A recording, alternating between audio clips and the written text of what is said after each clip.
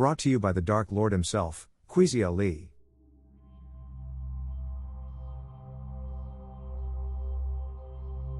Trump's pandemic response and economic impact. When the pandemic hit, America faced its greatest leadership test in generations, and the results were catastrophic. From the very beginning, the Trump administration's handling of COVID-19 was defined by denial, delay, and dysfunction. In 2018, the White House disbanded the pandemic response team, the very experts meant to coordinate a national defense against emerging threats. When the virus began spreading globally, the warnings were ignored. By January 2020, as the virus entered U.S. borders, President Trump told the public it was totally under control and would disappear like a miracle. Behind the scenes, federal agencies were already sounding alarms. Testing infrastructure was unprepared. Supply chains for protective equipment were fragmented. States were forced to compete against one another for masks and ventilators while the federal government insisted it wasn't a shipping clerk. Public health experts later agreed, these early failures allowed COVID-19 to spread unchecked, guaranteeing deeper economic collapse. A 2019 White House study had even warned that a pandemic could kill hundreds of thousands of Americans and cause trillions in economic losses. Those findings were shelved. The result was a chain reaction of crisis. By spring 2020, more than 37 million Americans had filed for unemployment within 2 months.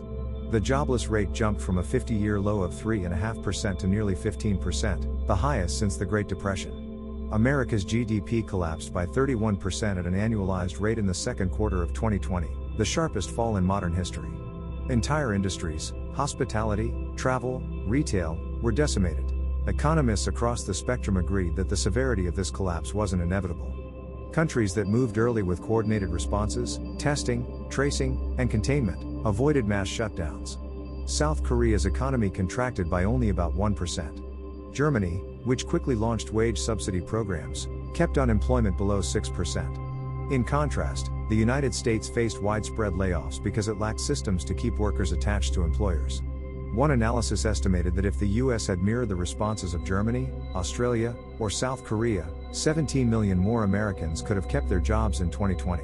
The government did act, but late. The CARES Act poured trillions into relief, helping spur a short rebound in late 2020. Yet the damage was done. Economists noted that the delayed and inconsistent public health strategy prolonged both the virus and the recession. As Federal Reserve Chair Jerome Powell said, there can be no full economic recovery without the virus under control. The United States, however, never achieved that control. Political infighting over masks, premature reopenings, and conflicting federal guidance kept infection rates high. Recurrent surges forced renewed lockdowns. Consumer confidence evaporated. The Congressional Budget Office reported that America endured both a massive death toll and one of the deepest recessions among advanced economies, the worst of both worlds. By mid-2020, data showed that countries protecting public health most effectively also preserved their economies. The supposed trade-off between safety and prosperity was a myth, and the US became the cautionary example. Trump's leadership during the pandemic revealed systemic weaknesses, not only in health infrastructure, but in governance itself. The administration's refusal to coordinate nationally created a patchwork of state responses, leaving some regions devastated while others barely coped. Internal clashes between scientists and political advisors undermined trust. Agencies like the CDC and FDA were pressured to align with political narratives rather than data. Former Federal Reserve officials and economists later testified that this inconsistency made recovery impossible. Businesses reopened too soon, only to close again when new outbreaks surged. The result, economic whiplash. Meanwhile, the stock market, buoyed by massive federal liquidity, soared, enriching investors even as millions stood in food lines. The contrast with Barack Obama's economic legacy could not be starker.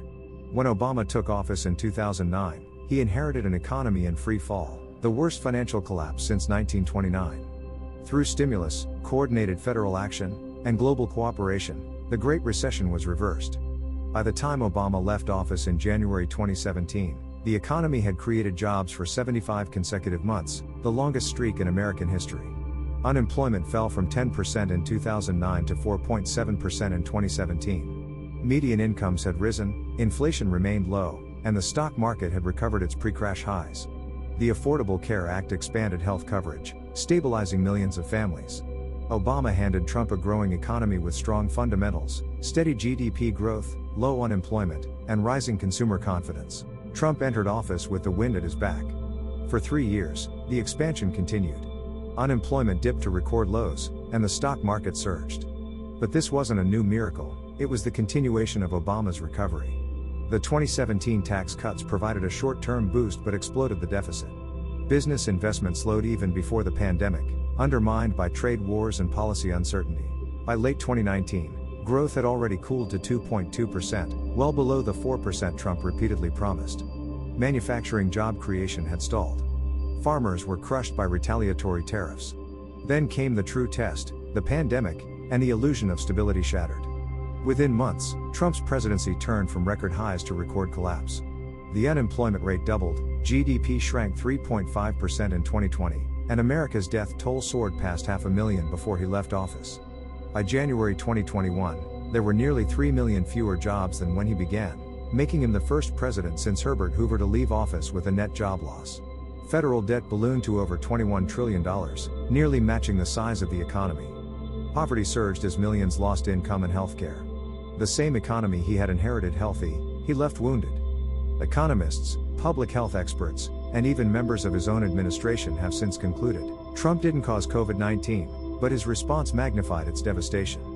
His failure to coordinate testing, his attacks on scientists, and his politicization of safety measures cost both lives and livelihoods. Meanwhile, countries that prioritized science, unity, and early containment avoided the same fate. South Korea and Taiwan kept death tolls minimal and their economies intact. Germany and Australia preserved jobs through direct wage subsidies. The United States, the richest nation on earth, became a case study in how denial and disorganization turned crisis into catastrophe. History will remember the pandemic as a mirror, one that reflected the truth about leadership. Obama inherited disaster and left recovery. Trump inherited recovery and left disaster. Leadership matters. Facts matter. Accountability matters. The numbers tell a story, but the moral is human. When arrogance replaces expertise and politics replaces science, the price is paid in lives and livelihoods alike. Kwesi Ali, the man, the myth, the legend. The icon aka the Dark Lord. Hashtag Revolution 2025 Hashtag Chaos Rising 2025 Hashtag South Pole Rebellion 2025 Hashtag Pandemic Failure Hashtag Leadership Matters Hashtag Facts Over Fear